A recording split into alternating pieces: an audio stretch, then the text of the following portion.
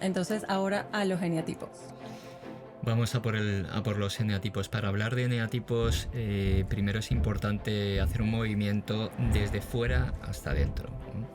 Hemos estado hablando de los instintos, que es como más fácil de ubicar porque son tres. Bueno, vamos a hablar también del tres en cuanto a tríadas, porque creo que esta parte es importante para ir a organizarnos, ¿no? Ir organizando toda la información. Y para ello tenemos que hablar de un tipo que se llamaba Paul MacLean. Paul MacLean fue el precursor del famoso cerebro triuno. Cerebro triuno implica que dentro de tu propio cerebro, dentro de nuestro propio cerebro, hay tres subcerebros, ¿no? Entonces vendría a estar una parte que tiene que ver con el cerebro reptiliano, otra tendría que ver con el cerebro límbico y otra parte con el cerebro neocortical, ¿no? Cuando hablamos de cerebro límbico estamos hablando del cerebro reptil. Es el cerebro más automático, más primario que todos los seres humanos tenemos y tiene que ver con un estar en el presente. El cerebro reptiliano es absolutamente presente, no tiene nada que ver con anticipación, es decir, una mirada hacia el futuro o una mirada hacia el pasado. Tiene que ver con las funciones del organismo que son más robóticas, ¿no? Bueno, pues latido cardíaco, sudoración, salivación, todos los procesos hormonales, todo esto se va a dar gracias a ese cerebro reptil. Lo más primitivo, ¿no? Lo más primitivo, lo más primario, aquello que nos viene de combo, ¿no? Digamos que es el cerebro más instintivo también que hay y estaría, bueno, ubicado de una manera así como muy pormenorizada en el tallo cerebral, ¿no? Estarían ahí todas estas estructuras, no nos metemos en neurociencia porque, bueno, pretendemos que todo esto sea fácil de digerir y yo creo que así es mejor, es suficiente. Después, posicionándose por encima, estaría el cerebro límbico. El hecho de que esté por encima no significa tampoco que sea mejor, cada uno cumple su función, pero sí que es cierto que el cerebro límbico está ya vinculado con el hipocampo, ¿no? Y en el hipocampo se dan una serie de respuestas que tienen que ver con la parte de la memoria asociativa, ¿no? Y por eso decimos que el cerebro límbico se puede anclar de una manera más fácil al pasado. En base a nuestra historia vital, en base a todas nuestras experiencias, vamos a ir acumulando una serie de premisas que nos van a ayudar a ponernos en el lugar del otro. El cerebro límbico ya conecta con la amígdala, ¿no? Ya conecta con esa parte emocional en donde tiene en cuenta al otro. Mientras el cerebro instintivo, el cerebro reptiliano se tenía en cuenta a sí mismo, el cerebro límbico ya comienza a mirar a un otro, se pone en el lugar, como digo, es afectivo, es empático, es social, ¿vale? Tiene una parte más social también en este sentido y por lo tanto va a ser un tipo de cerebro que me va a ayudar a vincularme. Y después estaría el cerebro neocortical. El cerebro neocortical es el más moderno de todos y tiene que ver con una cuestión de anticipación de consecuencias frente a mis acciones. Por lo tanto, la mirada se pone hacia el futuro. Hay un movimiento constante de preguntarme a mí mismo cuáles pueden ser las consecuencias que se den de un pensamiento, de un sentimiento, de un comportamiento y por lo tanto tiene que estar vinculado con conceptos de abstracción, ¿no? Abstracción en cuanto a conceptos más complejos, mucho más elaborados, mucho más de asociación interneuronal, ¿no? Estaría aquí el cerebro entendido como el del ser humano. Y esto es lo que nos diferencia realmente de otras especies, ¿no? Claro, de los animales. Exacto, ¿no? Entonces, bueno, el cerebro neocortical iría dirigido hacia toda esta temática, ¿no? De una manera muy resumida. Si nos ponemos a vincularlos ya con eneatipos, ¿no? Porque cada uno de estos tres cerebros, bueno, pues va a estar más íntimamente linkado con diferentes eneatipos, pues podríamos decir que el cerebro reptiliano, el cerebro más instintivo, más de cuerpo, más de presencia, presente, está inmerso sobre todo en los eneatipos 8, 9 y 1. El cerebro límbico, que es el más emocional, estaría más vinculado en el eneatipo 2, 3 y 4. Y el neocortical, este cerebro cortical ya, estaría vinculado a los eneatipos 5, 6 y 7.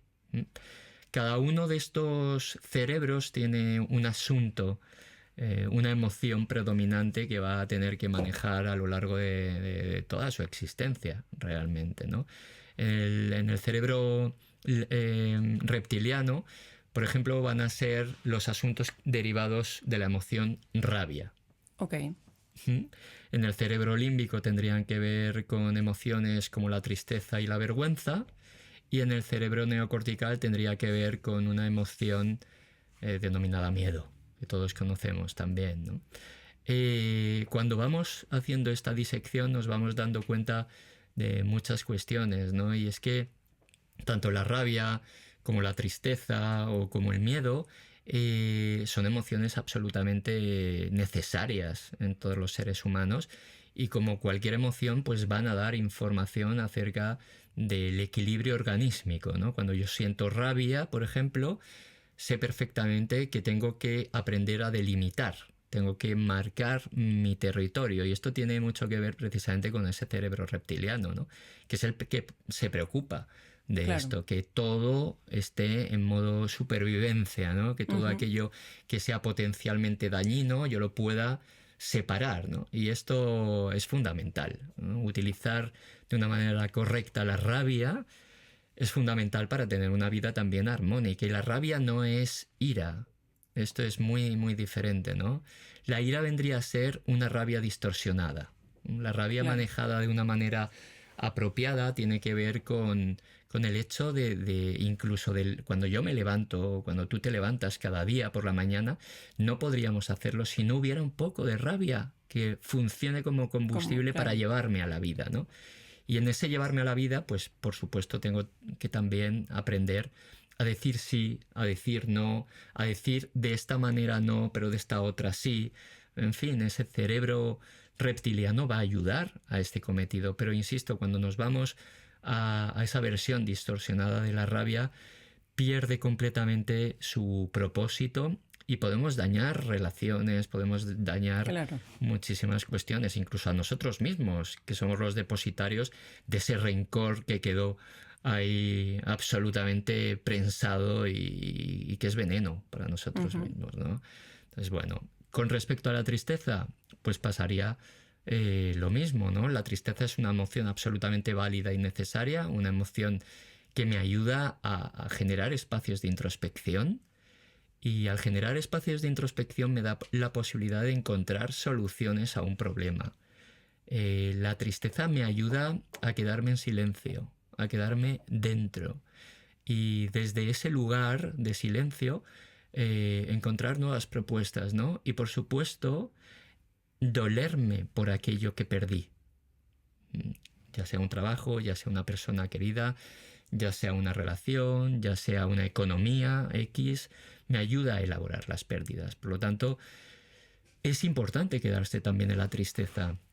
Socialmente y sobre todo en los hombres, culturalmente está muy denostada la tristeza, ¿no? Sí, estos se ve hombres como que algo lloran, negativo o de debilidad. o de debilidad, ¿no? Bueno, pues la tristeza es fundamental, al igual que la rabia, que tampoco está permitida tanto en mujeres. Claro, se ve ¿no? como, bueno, mal visto que una mujer sienta rabia. Eso es. Entonces lo importante es sentir esa emoción, darle el espacio que ocupa en este lugar, en este momento, ¿no? Para informarme de algo que necesito incorporar y gestionarlo de la mejor forma posible. Al igual que la rabia con la ira, que es la versión distorsionada, con la tristeza pasa lo mismo en cuanto a la depresión, ¿vale? Cuando yo...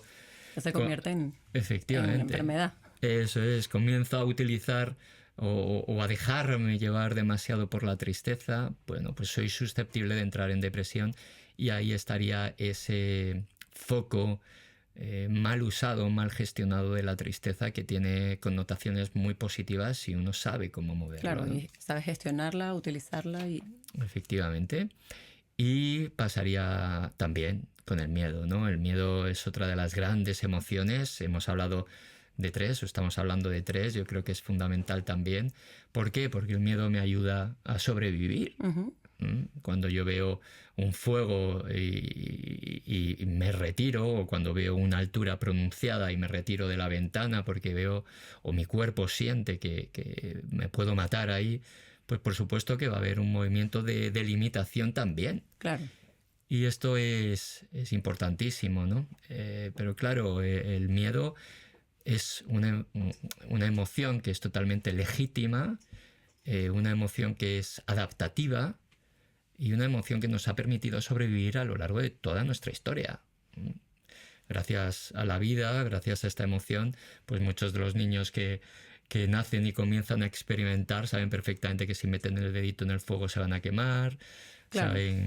Comienzan a testar esas alturas a partir de las cuales su cuerpo físico se puede amoldar o no. En fin, y me encanta que haces la acotación de para qué sirve cada emoción. Eso es. Porque culturalmente están vistas como o positivas o negativas cuando en realidad no tienen ningún tipo de connotación positivo o negativo, sino que todas tienen una función importante para la persona. Y el miedo, que también socialmente está visto de forma negativa, como cobardía, en vez de verlo como, no es que me sirve, no es cobarde, es que me sirve para sobrevivir. Así es. Claro, también depende cómo lo utilices y cómo lo gestiones. Claro, ahí está, porque luego está su contrapartida, ¿no? Que sería la ansiedad. ¿Y en la ansiedad qué hay? Bueno, pues lo que hay en la ansiedad es un movimiento de anticipación de que pueda haber un león ahí detrás sin haberlo, ¿no? Hay como una activación de todas las variables que vienen entroncadas cuando yo siento la emoción del miedo, que hay una activación fisiológica, aceleración del latido cardíaco, sudoración, ¿no? La dilatación de las pupilas. Taquicardia. Eso es, ¿no? Pero claro, esto está muy bien cuando yo veo a un león de verdad venir hacia mí, ¿no? Quien no sienta esto tiene un problema, ¿no? Claro. Esto está claro, ¿no? Pero imagina que yo siento la misma activación sin que haya ningún tipo de estímulo aparente que pueda elicitar esa respuesta, que pueda llevar a esa respuesta, ¿no? Causaría bastante sufrimiento en la vida de la persona. Eso es, ¿no? Entonces, bueno, hay que tener en cuenta que esa versión distorsionada del miedo estaría impostada ahí precisamente en la ansiedad. ¿Y cuánta gente en este mundo actual tiene ansiedad? En consulta, vamos, yo creo que las dos grandes son precisamente depresión y ansiedad, ¿no? Y para salirnos un segundo del tema, pero en este mismo tema, entonces, ¿tú crees que las personas de estos 3 eneatipos que están en el cerebro límbico sufren más de depresión que los otros? Bueno, aquí entramos de nuevo en... Psicopatología, mi tema favorito. Claro, aquí entramos de nuevo en generalizaciones porque, bueno... o probabilidades. Sí, bueno, probabilidades por descripción, desde luego. O sea, los eneatipos 2, 3, 4 por lo general pueden tener una mayor tendencia a esto de la depresión, sobre todo porque además también les importa mucho las cuestiones de imagen. ¿No? Y al tener una imagen, una proyección sobre sí mismo de una imagen que en teoría no es coherente con la que él o ella pensaban interactuar, pues de repente también se pueden venir abajo, ¿no? Claro, colapsa todo su sistema. Colapsa, ¿no? Y los eneatipos mentales 5, 6, 7, pues claro, en ese exceso de neocorticalidad, pues claro, hay como una anticipación constante, ¿no? ¿Y en qué mundo vivimos? Vivimos en un mundo incierto, realmente siempre fue incierto, pero ahora mismo con todas las tecnologías, con todo el movimiento social tan rápido que se está dando, claro, el ser humano no sabe cómo ubicarse, ¿no? Cuando ya se ha ubicado en algún lugar, ya está cambiando el siguiente, ¿no? Entonces se hace necesario unos niveles de adrenalina constantes para poder estar, bueno, pues adaptándome a un mundo tan cambiante, tan ruidoso, ¿no? Y por eso aparecen tantísimas veces estas patologías de ansiedad, estos cuadros de ansiedad que, bueno, pues que se parchean desde una medicación casi inmediata, ya protocolizada, ¿no? Ujú. Es un Bueno, igual que la mantener- depresión. Igual que la depresión, igual que otras tantas patologías, ¿no? Pero en este caso es como que viene de la mano, ¿no? Y fíjate si viene de la mano que cuadros que tienen que ver con cuestiones ansiógenas, muchas veces, si son sostenidas a lo largo del tiempo, derivan en depresión, ¿no?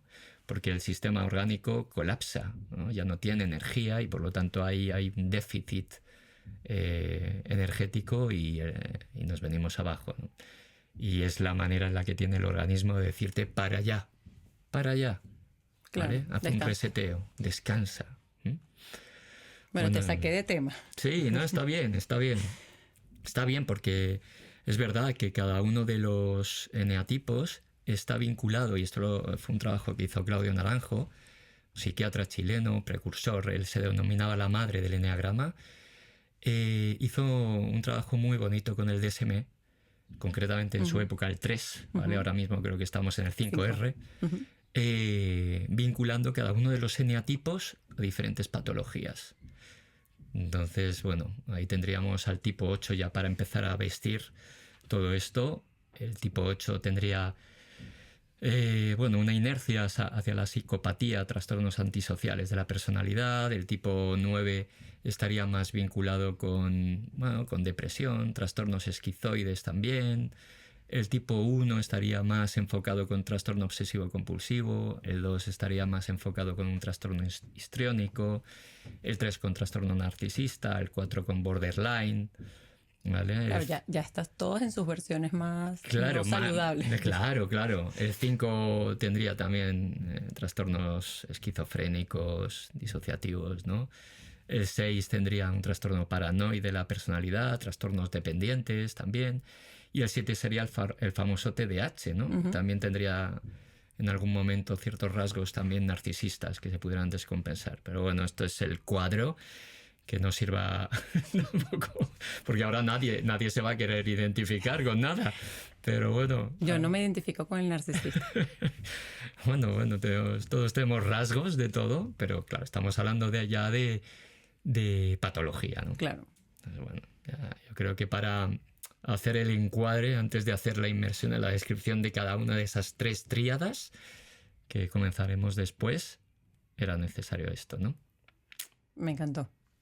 Y espero que a todo el mundo también le haya encantado la explicación y ya estén diagnosticando a las personas a su alrededor. Eso, nunca a sí mismo. No, Esto nunca. no sé si te pasaba, pero en psicología, cuando estudiábamos psicología y comenzaban a describir todas las psicopatologías, todos teníamos todo, ¿no? Sí, todos nos mirábamos como, madre mía.